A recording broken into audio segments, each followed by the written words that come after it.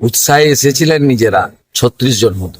প্রচন্ড কুয়াশা ছিল, আপনারা নিজেরাও জানেন যে মাননীয় প্রধানমন্ত্রী হেলিকপ্টারও নামতে পারেন। এখন সবে খানিকটা রোদ উঠেছে, 3:30 বাজে।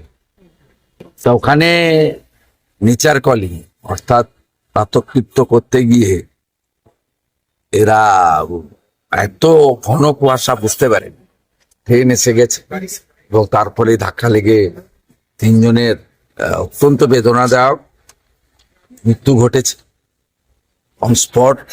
একজন গুরুতর জখম, তাকে কল্যাণী এইমসে এই মুহূর্তে চিকিৎসা দেওয়া হচ্ছে।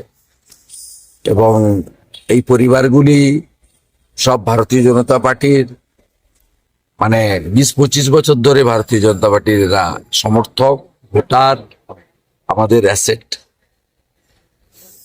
স্বাভাবিকভাবে আমাদের সকলেরই মানসিকতা এই মুহূর্তে বিপর্যস্ত।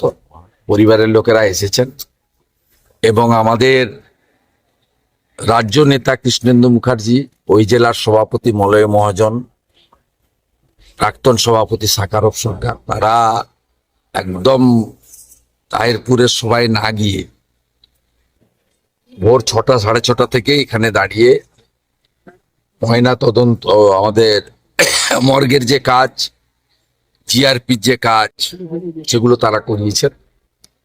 ময়না তদন্ত শেষ হয়েছে।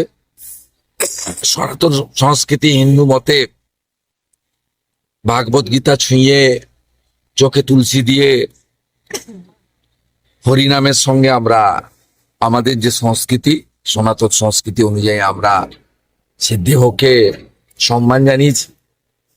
এবং আমি একটু আগেই পৌঁছে গেছিলাম, আমি মাল্যদান করেছি। আমরা অপেক্ষা করছি আমাদের রাজ্য সভাপতি, আমাদের প্রভারী কেন্দ্রীয় মন্ত্রী 3 জন আসছেন, তারা এখানে শ্রদ্ধা এবং মাল্যদান করবেন। তারপরে বাড়ির উদ্দেশ্যে আমাদের জেলা সভাপতি নিয়ে যাবেন।